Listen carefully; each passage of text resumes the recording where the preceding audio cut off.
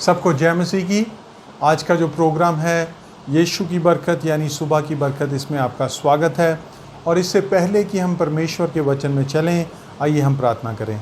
Hallelujah hallelujah. पिता परमेश्वर प्रभु जी, यीशु मसीह के नाम में आपके सामने आते हैं प्रभु। धन्यवाद देते हैं इस अच्छे समय के लिए और इस नए दिन के लिए जो आपने हमारे जीवनों में जोड़ दिया प्रभु जी। हम धन्यवाद देते हैं प्रभु। पवित्र आत्मा जी, समय हम खास करके प्रार्थना करते हैं कि जब हम आपके वचन में जाने लगे हैं तो आप ही लीड कीजिए, गाइड कीजिए, अपने इन वचनों को हमारे ऊपर प्रकट कीजिए, इन वचनों को हमारे अंदर जीवित कीजिए ताकि हम 100 गुना फल लाएं। हम धन्यवाद के साथ ये प्रार्थना यीशु मसीह के नाम में मांगते हैं, आमीन। तो एक बार फिर मैं अपने पिता परमेश्वर का धन्यवाद देता हूँ, उसके प्रेम के लिए उसका धन्यवाद देता हूँ। और ये जो हम अभी पिछले कुछ दिनों में बातचीत कर रहे हैं, हम कर रहे हैं परमेश्वर के प्रेम के बारे में। और परमेश्वर का प्रेम एक ऐसा गहरा सब्जेक्ट है कि उसकी गहराई तक हम कभी पहुंच नहीं सकते। तो आज हम इसको थोड़ा सा कंक्लूड करेंगे और इसके बाद जब मैं आपसे मिलूँगा तो मैं प्रार्थना के बारे में आपसे बातचीत करूँगा।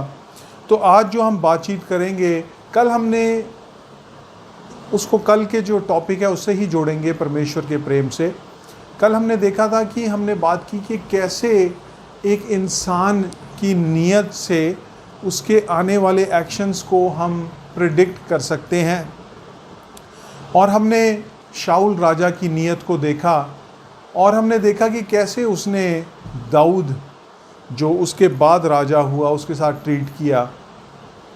फिर हमने बातचीत की कि कैसे हमारा पिता परमेश्वर हमारे लिए उसने जो इतने बड़े बड़े सैक्रिफाइस किए और कितना वो हमसे प्रेम करता है। तो इस बात को हम और थोड़ा गहराई से समझने की कोशिश करेंगे। और आज हम पढ़ेंगे लूका रचित सुसमाचार उसका 13वां अध्याय और उसके 10 वचन से। तो यहाँ हम पढ़ते हैं, सबत के दिन वह एक आराधनालय में उपदेश कर रहा था। वहाँ एक स्त्री थी जिसे 18 वर्ष से एक दुर्बल करने वाली दुष्ट आत्मा लगी थी और वह कुबड़ी हो गई थी और किसी रीति से सीधी नहीं हो सकती थी। यीशु ने उसे देखकर बुलाया और कहा, हे नारी, तू अपनी दुर्बलता से छूट गई है। तब उसने उस पर हाथ रखे और वह तुरंत सीधी हो गई और परमेश्वर की बड़ाई करने लगी।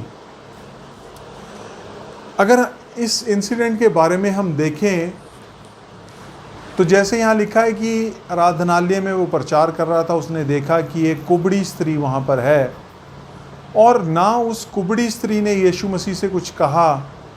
बस यीशु मसीह ने उस कुबड़ी स्त्री को देखा और उसके अंदर से कुछ ऐसा हुआ कि उसने उस कुबड़ी स्त्री के ऊपर अपने हाथ रखे और वह चंगी हो गई। ऐसा नहीं हुआ कि उसने प्रार्थना की कि हे परमेश्वर, मैं तुझसे भीख मांगता हूँ कि इस स्त्री को चंगी कर। नहीं, बाइबल में हम जानते हैं कि पिता और यीशु मसीह, उनका जो थॉट प्रोसेस है, वो जो सोचते हैं, वो जो करते हैं, वो बिल्कुल एक समान है। यीशु मसीह पिता परमेश्वर के हृदय को जानता था। वो जानता था कि पिता परमेश्वर ये जो यहूदी लोग हैं इनको अपनी प्रजा समझता है और इनसे प्रेम करता है और इसी प्रेम की वजह से इसने यीशु मसीह को अपनी प्रजा के लिए और बाकी पूरी दुनिया के लिए भेजा है। और यीशु मसीह को इस बात का विश्वास था कि जब वो इस स्त्री पर अपना हाथ रखेंगे तो उसे चंगाई ज़रूर मिलेगी, क्योंकि पिता परमेश्वर भी यही चाहता है। आज का मैं आपको एक किस्सा सुनाऊं।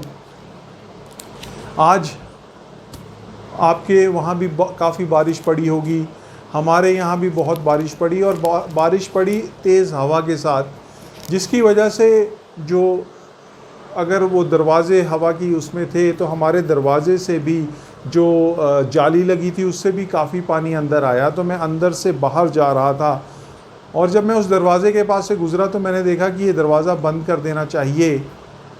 और जब मैं मुड़ के वापस आया दरवाज़ा बंद करने, तो वहाँ मेरा पैर फिसल गया और मैं धड़ाम से नीचे गिरा।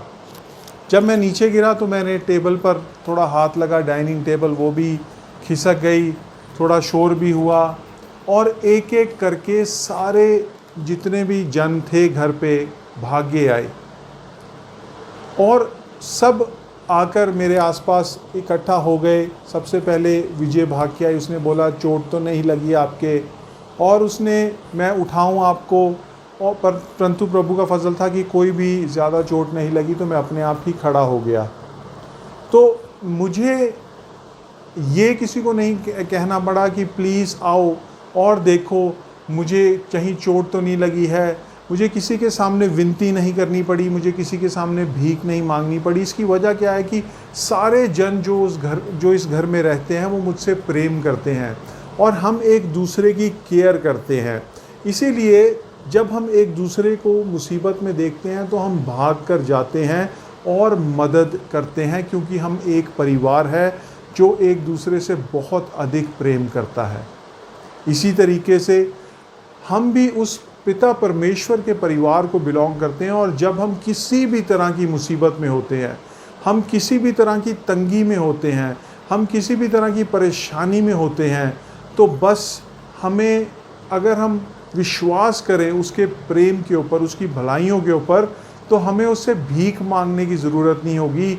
हमें उसे ये कहने की ज़रूरत नहीं होगी, ए पिता परमेश्वर मैं तेरे आगे गिड़गिड़ाता हूँ, मैं तेरे आगे भीख मांगता हूँ, मेरी मदद कर। नहीं, आपका जो कॉन्फिडेंस है मांगने का, आपका जो कॉन्फिडेंस है एक्सपेक्टेशन करने का, वो बदल जाएगा।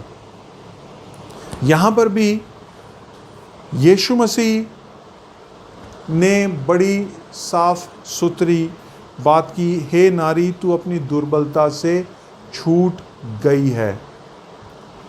और जब हम इस बात को पूरे मन से विश्वास कर लेंगे तो हमारा कॉन्फिडेंस भी ये हो जाएगा कि बीमारी को कहेंगे यीशु मसीह के नाम से दूर हो, और दूर हो जाएगी। कमी घटी में हम परमेश्वर के वचन पर मनन करके परमेश्वर के वचन को कन्फेस करेंगे, और बोल्डली और कॉन्फिडेंटली जब हम परमेश्वर से मांगेंगे तो वो अपने वचन के अनुसार हमारी प्रार्थना सुनेगा, हमारी ज़रूरतों को पूरा करेगा।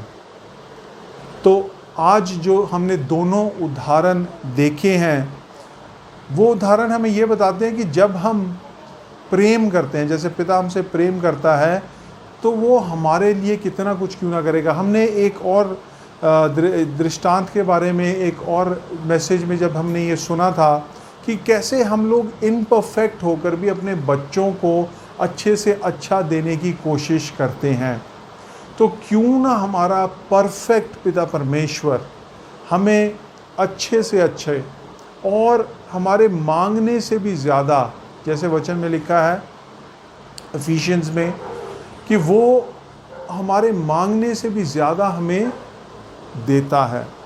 तो हमें इस विश्वास के साथ उसके सिंहासन के सामने आना है कि वो हमसे प्रेम करता है, हम उसके परिवार के हैं, और हमें उसके सामने गिड़गिड़ाने की, भीख मांगने की आवश्यकता नहीं है, परंतु हमें बोल्डली कॉन्फिडेंटली वचन के अनुसार मांगने की ज़रूरत है।